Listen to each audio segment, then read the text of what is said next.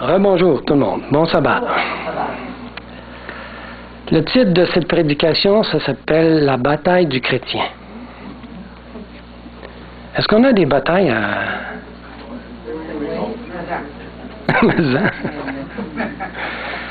Ça va smooth, la vie est douce. On est dans les nuages? Non, c'est pas ça qui arrive.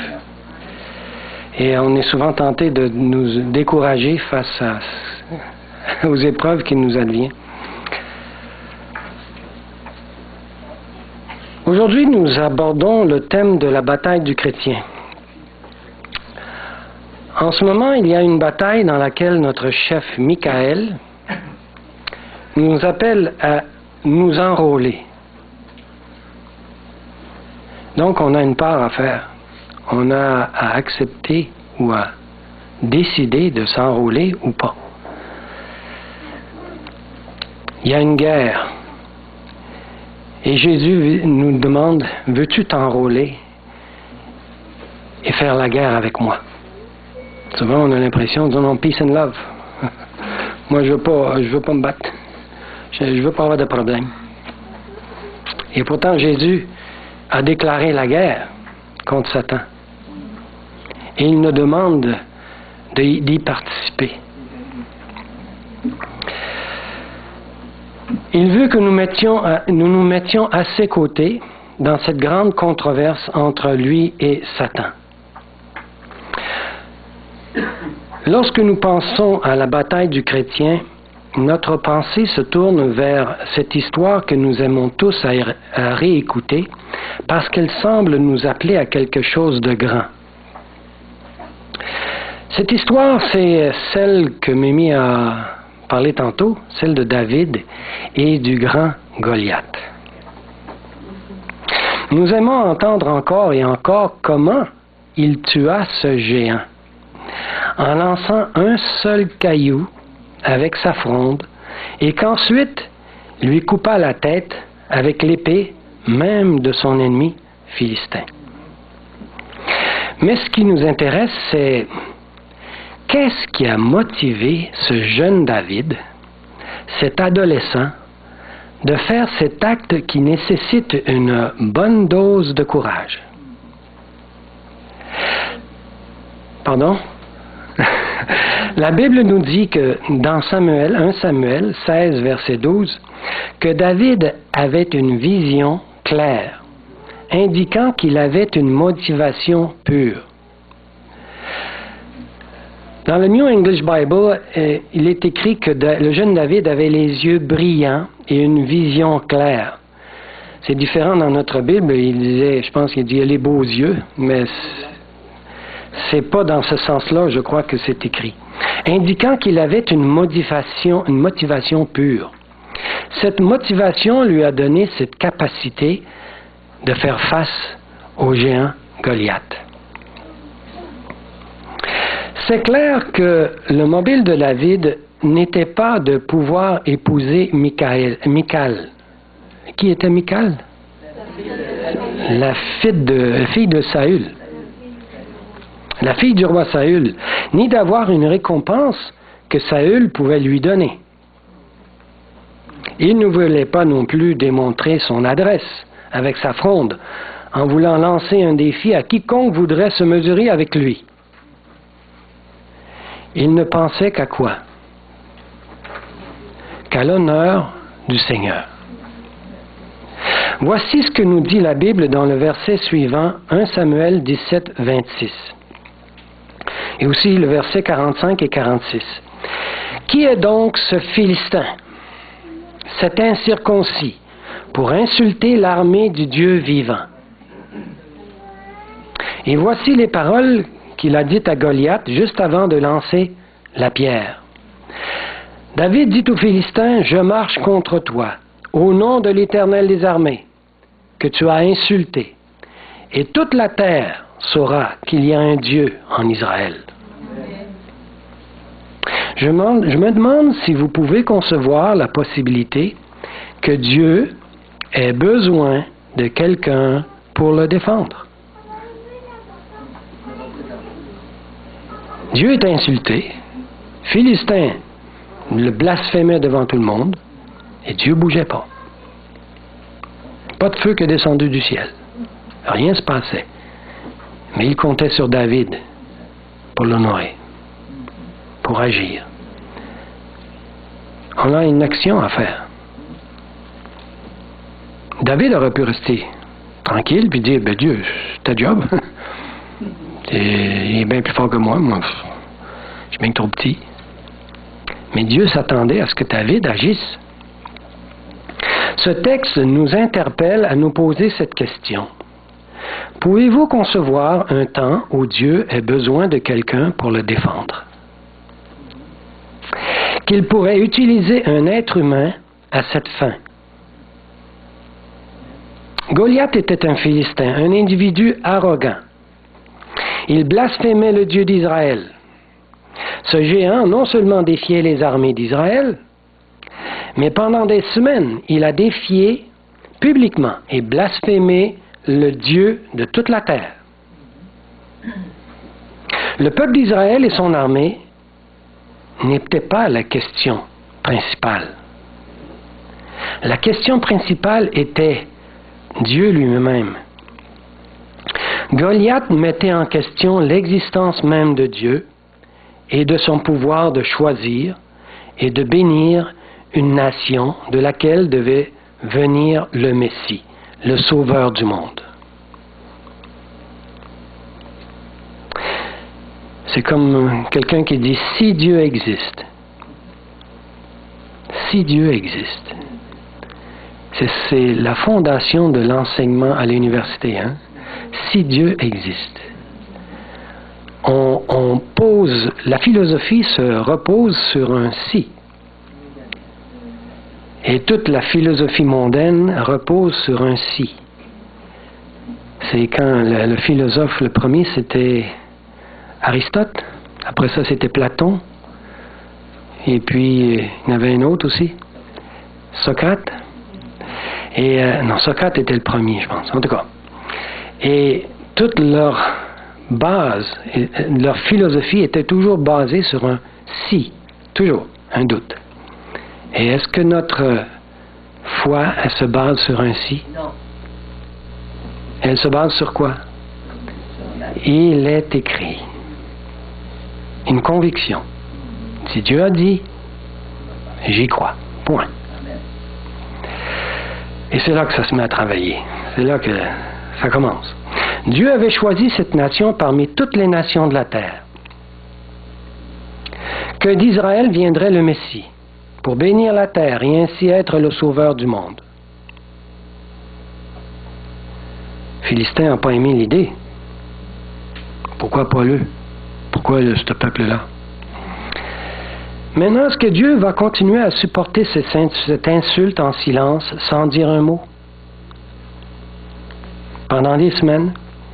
Va-t-il s'éloigner furtivement et donner raison à Goliath? Dieu ne peut pas envoyer un coup de foudre sur Goliath. Pourquoi?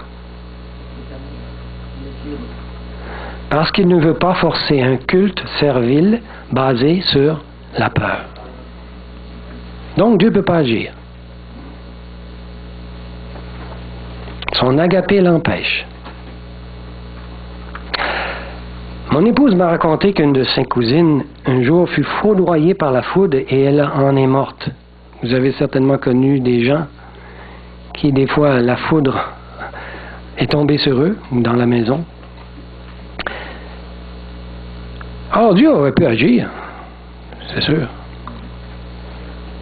Mais Goliath pouvait être un grand tyran, mais Dieu ne peut pas agir comme lui en étant un despote encore plus grand. Il peut rugir du ciel d'une voix forte et effrayer Goliath et les Philistins, mais encore une fois, ce n'est pas sa façon d'agir. En fait, comme dans les jours de Job, Dieu a besoin d'un être humain pour venir à sa défense. Parce que cette bataille n'est pas avec l'épée ni avec la force. Quelqu'un doit parler et maintenir l'honneur de Dieu. Alors arrive dans cette arène un jeune homme, David, revêtu seulement d'un costume de berger et armé de sa fronde et de quelques cailloux. David ne cherchait pas à démontrer qu'Israël était une nation meilleure que celle des Philistins. Aujourd'hui, on a encore des nouvelles. Il y a encore l'Israël contre ces Palestiniens qui sont les Philistins d'aujourd'hui, hein, on peut dire. La guerre est encore là. Il y avait une compréhension du caractère, David avait une compréhension du caractère de Dieu, plein d'amour, et du sacrifice de Christ pour l'humanité. Étonnant. Il avait cette compréhension-là. Parce que sans cette compréhension, on ne peut pas avoir le courage. On ne peut pas affronter Goliath. C'est inhumain. Il mesurait 2 fois sa hauteur. Imaginez-vous quelqu'un 2 fois plus grand que vous? Puis la fronde ne t'attire pas à même niveau, là. T'attire dans les airs, parce qu'il est en haut, lui, là. C'est impressionnant. En fait, il s'est levé publiquement pour la défense du plan du salut et du vrai évangile. Et c'est cela à quoi nous sommes appelés. Nous lever et être à la défense du vrai évangile. Démontrer une fois pour toutes, pour les temps à venir, comment Dieu travaille en collaboration avec l'homme. Dieu a béni le projet de David. Oui ou non? Bien sûr. Tant qu'à moi, j'aurais été tellement nerveux que j'aurais manqué la cible. Puis moi qui est dans l'informatique, j'aurais pesé le bouton Restart. Parce que ça n'a pas marché, j'aurais dit à Goliath, recule un peu là, parce que j'ai manqué mon coup. Ça ne marche pas. On recommence.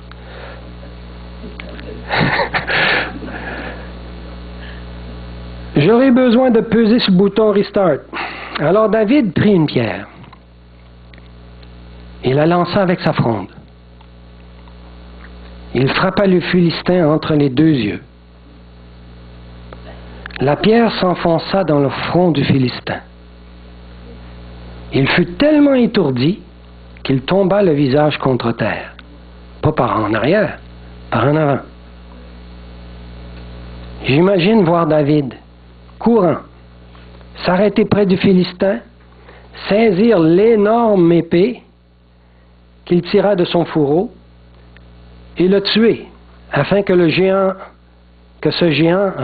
avant que ce géant ne récupère, et finalement lui couper la tête. Un adolescent a appris à apprécier le caractère de Dieu, à lui faire confiance, prêt à faire face même à la mort éternelle, pour son honneur. Sommes-nous appelés à faire la même chose? Oui. La tentation, c'est comme un Goliath. Des fois, ça nous dépasse. Mais on a lu dans le Cantique tantôt que la grâce est plus forte. Le croyons-nous? Amen. Pouvez-vous concevoir 144 000 géants Goliath, blasphémant Dieu en ces derniers jours? Et pouvez-vous concevoir 144 000 David défiant ces géants et les vaincre? La Bible appelle ce combat le bon combat de la foi. Pas une foi intellectuelle, pas une foi humaine. La foi de qui? La foi de Christ. C'est la seule foi qui donne ce courage. On lit dans 1 Timothée 6, verset 12, « Combat le bon combat de la foi. » Donc, il y a un combat. Même si on croit qu'il n'y a pas de combat, il y en a un. Il est grand temps de débuter un cours de préparation au mariage de l'agneau. C'est vrai?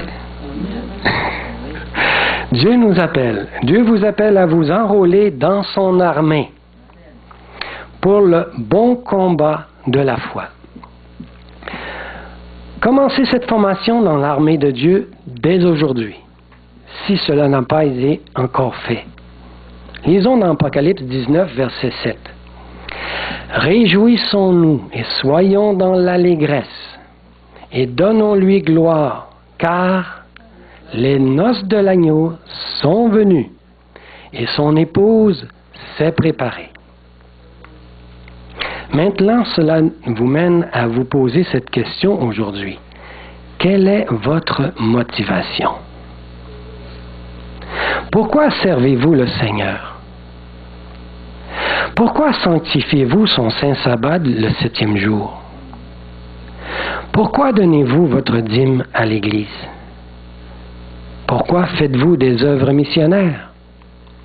Pourquoi renoncer à l'impiété et aux convoitises mondaines en disant non à la tentation de regarder la vidéo ou des vidéos de pornographie?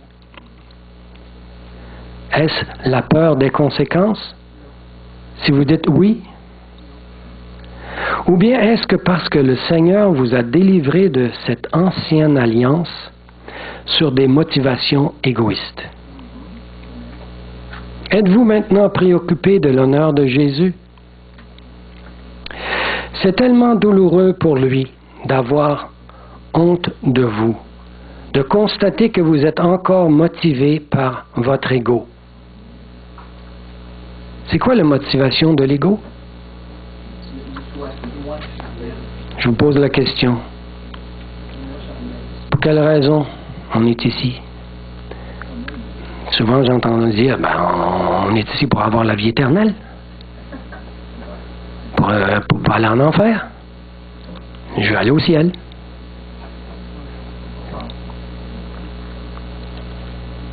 Ça, c'est une motivation de l'ancienne alliance. La motivation de la nouvelle alliance, c'est quoi? L'honneur de Dieu. Et si cela même vous demande la mort éternelle, la deuxième mort, qu'est-ce qui compte en premier? L'honneur de Dieu. On s'efface. On le laisse en avant. Jésus. Le mobile de la nouvelle alliance vous amène à la croix de Jésus, où vous voyez vous-même mort avec Christ. On a un chant comme ça, hein? Mort avec Christ. Afin que vous puissiez voir et comprendre la largeur, la longueur, la profondeur et la hauteur de l'amour agapé de Christ qui surpasse toute connaissance. Éphésiens 3, 18, 19. C'est une joie merveilleuse de s'oublier soi-même et de servir le Seigneur lorsqu'on est motivé par son amour agapé. Cette semaine, je lisais, j'écoutais quelque chose qui m'a touché. La base du chrétien, en tout cas la base de l'agapé même, ça se résume en un verbe. Donner. Dans Jean 3,16, Dieu a tant aimé le monde qu'il a. Le verbe principal, il est là. C'est ça l'agapé. Le reste, c'est les conséquences. Il a donné. C'est comme le chrétien doit toujours penser à donner. Mais je demande au Saint-Esprit de me dire quand donner. Si je donne tout, demain, il n'y aura plus rien pour vivre. Mais c'est l'esprit dans lequel on doit vivre. Toujours être prêt à donner. Et ça m'a interpellé hier, quand j'ai écouté ça. C'est une joie merveilleuse de s'oublier soi-même et de servir le Seigneur lorsqu'on est motivé par son amour agapé. Quelqu'un a écrit ceci. Je suis membre de l'Église adventiste du 7e jour depuis 4 générations. 4 générations, ça veut dire Mon arrière-grand-père est adventiste. Mon grand-père est adventiste, puis mon père est adventiste, puis moi je suis adventiste. On est adventiste, non?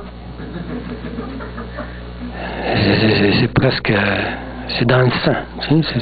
T'es adventiste, hein? J'ai beaucoup œuvré pour le Seigneur, dit-il. En fait, lorsque j'étais un jeune pasteur, avant que j'atteigne l'âge de 25 ans, j'avais déjà baptisé 20 personnes.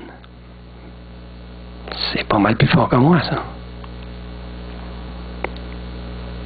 J'ai toujours été fidèle dans ma dîme et je donne même une deuxième dîme comme offrande. OK? Je me lève tous les matins pour étudier la parole et pour prier. OK? Pas rien dire, hein? C'est un gars qui fait ça, là. Tu dis, wow, super. J'ai prié et jeûné chaque semaine pendant 10 ans. En plus. Ouais. J'arrive pas à s'achever. Je jeûne pas tant souvent, moi, là. J'ai toujours essayé de faire de mon mieux, mais je suis toujours tenté par des désirs à faire le mal. Bon, je me suis dit, c'est normal. Y a-t-il des gens ici qui peuvent s'identifier avec cet homme? Êtes-vous encore tenté? Ou avez-vous déjà dépassé cette sensation? Je suis toujours tenté par des désirs à faire le mal, dit-il. Le péché est toujours à l'intérieur de moi. Et il demande si quelqu'un peut lui venir en aide. Comment pouvez-vous répondre à cela? Est-ce possible que dans vos prières, vous demandiez au Seigneur de faire quelque chose que vous, pour vous, et que Dieu refuse de le faire?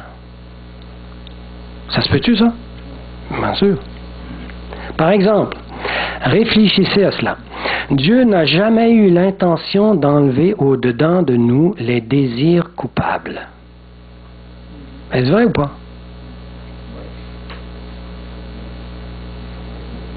Je n'ai jamais lu dans la Bible une telle promesse, bien que certaines personnes revendiquent qu'il a enlevé leur désir pour la gourmandise, leur désir pour l'alcool, leur désir pour la cigarette ou leur désir pour une autre femme. La Bible nous enseigne que nous garderons notre nature pécheresse jusqu'à ce que nous soyons glorifiés lorsque Jésus reviendra. Ça, c'est la vérité. Ceci est un point important pour vous de reconnaître. Mais d'ici ce jour, Dieu nous donne la grâce de dire non à ses désirs coupables. Est-ce que Jésus fut tenté? Bien sûr que oui. Est-ce que Jésus avait des désirs coupables? Bien sûr que oui. Mais est-ce qu'il a dit oui? Il n'a jamais dit oui. Il a toujours renoncé à son humanité qui lui poussait, parce qu'il avait une humanité comme la nôtre, qui lui poussait à dire oui aux tentations. Quelle est une des plus grandes tentations que j'ai dû faire face? La plus difficile? Oui, à la croix. Je crois que c'était la croix. Lorsque Satan était venu devant lui en forme de sacrificateur, si tu es le Fils de Dieu, descends, montre-le à tout le monde. Et que ça devait être tentant, non? Après des souffrances, après avoir supporté le fardeau de l'humanité, juste avant de mourir.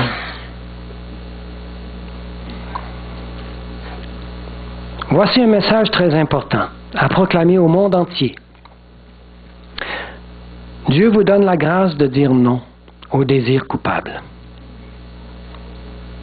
Et ça, c'est un message véridique. Dieu vous donne la grâce de dire non. J'entends des fois des personnes qui disent, non, c'est impossible, c'est impossible. Ça se peut pas une vie sans péché, ça se peut pas. On est pécheurs d'un bout à l'autre.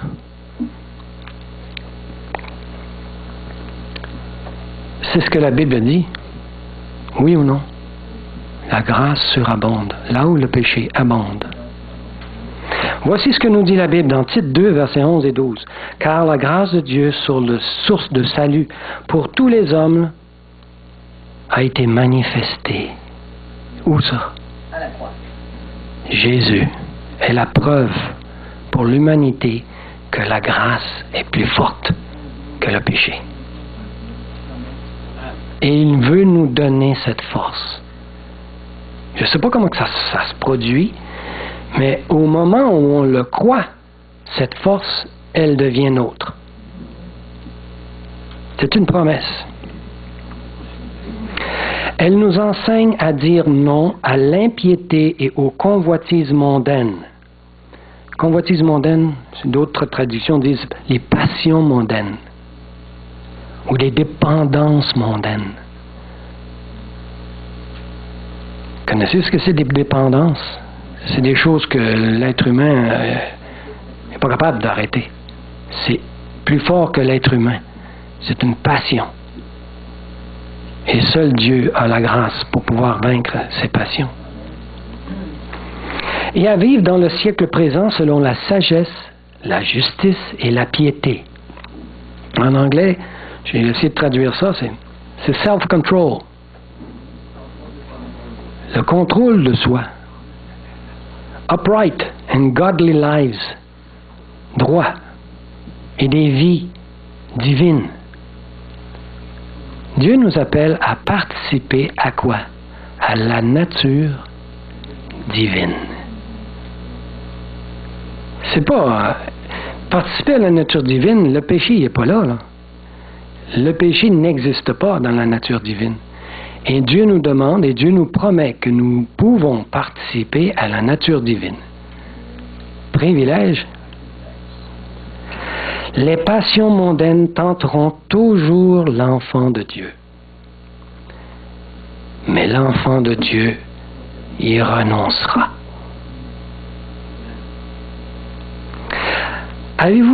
Alors vous devez prier correctement et ne pas s'attendre à ce que Dieu enlève les tentations. Dieu ne nous demande pas de courir après, mais il n'enlèvera pas. Mais il a promis de vous donner la grâce nécessaire pour renoncer aux tentations, aux passions et aux dépendances mondaines. Si vous arrivez à un point où vous êtes plus tenté, alors vous êtes devenu comme une boule de mastic dans les mains de l'ennemi. Il se joue de nous. Vous êtes devenu comme un piano avec toutes les cordes désaccordées et même brisées, de façon à ce qu'on ne peut plus jouer de la belle musique. Même avec une seule corde qui est désaccordée, je ne peux plus jouer sur un piano. Parce qu'il y a toujours cette note-là qui arrive. À toute fois que tu reviens dessus,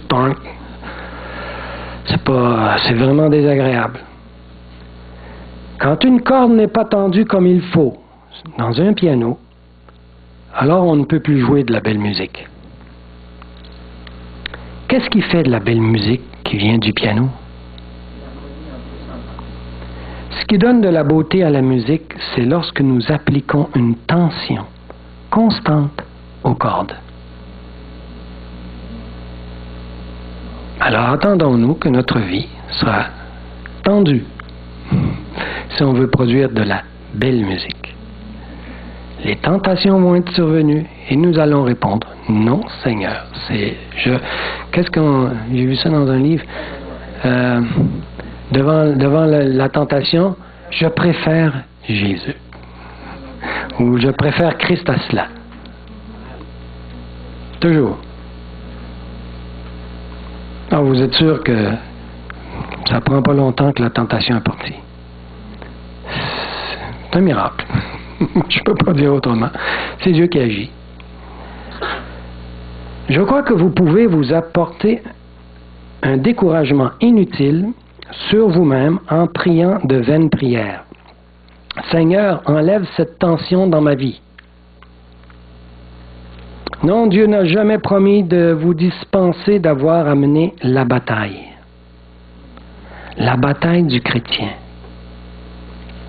Il a promis de vous donner la victoire dans cette bataille. Dieu n'a jamais promis à David qu'il ira combattre Goliath à sa place. Goliath, c'est l'emblème de la tentation. C'est ainsi que vous développerez un caractère semblable à celui de Christ. C'est pas un privilège, ça. Dieu nous permet que les tentations nous assaillent pour qu'on puisse devenir comme son Fils. Wow! Voilà comment la belle musique est produite sous la tension des cordes. 1 Corinthiens 10, 13. Aucune tentation ne vous est survenue qui n'ait été humaine, et Dieu qui est fidèle, est-tu fidèle? Absolument, ne permettra pas que vous soyez tentés au-delà de vos forces. Oublions pas ce verset-là. Prenons-le par cœur. Quand arrive la tentation, je préfère Christ à cela. Je préfère Christ à cela. Mais avec la tentation, il préparera aussi un moyen d'en sortir, afin que vous puissiez la supporter. Autrement, si vous n'entrez pas dans la bataille avec Jésus, vous ne pouvez jamais être heureux dans le ciel, car tous ceux qui y seront auront combattu ce même combat, le bon combat de la foi. En fait, même dans cette vie, vous ne pouvez jamais être heureux à moins que vous vous battiez et que vous surmontiez cette bataille. Vous ressentirez une grande joie après la victoire. Et quelqu'un a dit, une fois la victoire, la deuxième est plus facile. Puis la deuxième, la troisième est plus facile. Ben, je dis tant mieux. Parce que logiquement, habituellement, c'est plus qu'on avance, plus ça devrait être difficile. Et tant mieux. Il n'en est pas de même lorsque vous vous esquissez de la bataille. Lorsque nous discutons sur le thème de la bataille du chrétien, il y a deux textes de la Bible qui apparaissent à la surface contradictoires. Le premier est celui de Matthieu 11, verset 30, où Jésus dit « Mon joug est doux et mon fardeau léger. » Et l'autre texte, c'est 1 Timothée 6, verset 12, qui dit, où notre bien-aimé Paul nous dit, « Combat le bon combat de la foi. » Un, ça a l'air, t'es dans les nuages, mon joug est doux, c'est facile, pas de problème. Puis l'autre te dit, c'est une guerre. T'as à te battre. Ça n'a pas l'air d'être ça a l'air d'être contradictoire, hein? Ce dernier texte semble difficile à recevoir. Tu sais, c'est aussi difficile que quand il y a une conscription, hein? Dans la Deuxième Guerre mondiale, mon père a été demandé à se conscrire. C'est pas facile d'arriver à dire, il faut prendre des armes. Aller se battre de l'autre bord de l'Atlantique, c'est un pays que je connais même pas. Du monde que je connais même pas. Puis je vais aller me battre pour des Anglais. Puis moi, je suis un Français. Je m'imagine humainement qu'est-ce que ça a l'air. Puis là, Dieu nous appelle à nous battre. Une guerre d'autant plus difficile, c'est la guerre contre le moi. Hey! T'as pas à faire face à un ennemi, là. T'as à faire face à toi-même. Tu te bats contre toi-même, tes propres désirs, tes impulsions. Il est certain que Jésus et Paul ne sont pas en contradiction. Pouvons-nous conclure alors que le bon combat de la foi est ce que Jésus veut dire quand il dit que son joug est facile?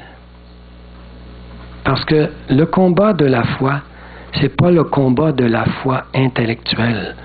C'est pas le combat de la foi d'un être humain. C'est le combat de la foi de Jésus. C'est Jésus, c'est la foi de Jésus qui nous donne ce courage à faire face à ces Goliaths qui nous attendent dans notre vie. Approprions-nous de cette foi et résistons pas à l'œuvre du Saint-Esprit qui veut nous donner cette foi. Souvent on dit, ben oui, mais il faut que j'aie la foi en Jésus. Mais on ne peut pas avoir la foi en Jésus si on n'a pas la foi de Jésus. Parce que la foi en Jésus, c'est divin. Une foi humaine ne peut pas arriver à croire en Jésus. Parce qu'une foi humaine, ça croit comme le diable. Il dira Jésus existe. Mais l'agapé, non. Il n'y a pas d'agapé dans la foi intellectuelle. C'est la foi de Jésus qui s'allie à l'agapé, à l'amour. Parce qu'il n'y a pas d'amour dans Satan. Il croit que Jésus existe, mais il n'y a aucun agapé. Pouvons-nous conclure alors que le bon combat est ce que Jésus veut dire dans le mot facile? L'utilisation par le Seigneur de ce mot facile doit être compris et apprécié. Ce mot est la bonne traduction pourtant. Jésus l'a dit et je crois qu'il le pense vraiment. Il était sage quand il a dit ce mot. Et Satan cherche constamment à nous convaincre que devenir un chrétien fidèle est quelque chose que seul quelqu'un de spécialement fort peut réussir à faire. La vérité est qu'il n'y a pas une seule personne spécialement forte dans ce monde. Les plus grands héros de la Bible étaient le faible roi David, par exemple, qui est tombé devant une tentation en voyant une femme nue. Pierre, qui a honteusement tombé devant une tentation qui venait d'une simple jeune fille en reniant lâchement Jésus. Jésus cherche à encourager des gens ordinaires, comme nous, comme vous et moi, à croire qu'il est possible de le suivre et de jouir de sa compagnie. Le bonheur éternel dans le royaume de Dieu sera de ne jamais oublier toutes les fois que nous avons eu la victoire avec le Fils de Dieu dans les combats de la foi. Vous deux, Jésus et vous, aurez toujours un petit clin d'œil entre vous que personne d'autre dans l'univers saura ce que cela signifie.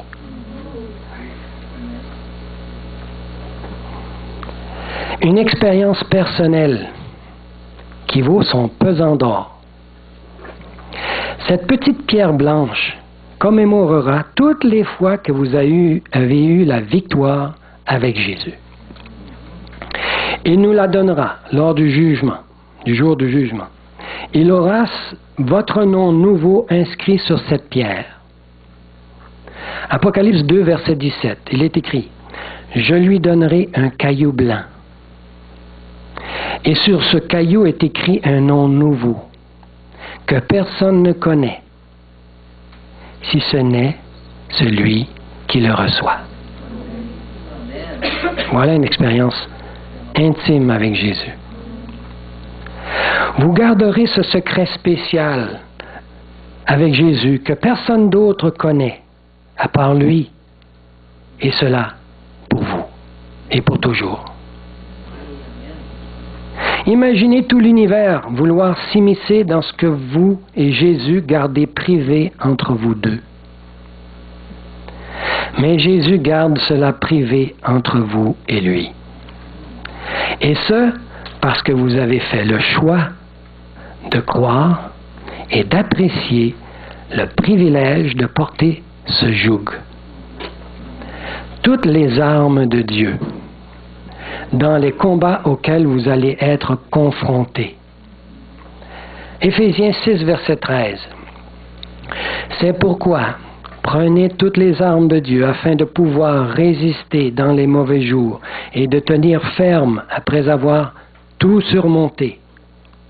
La version New King James traduit bien ce verset en nous donnant l'idée que l'armure est quelque chose que vous devez prendre.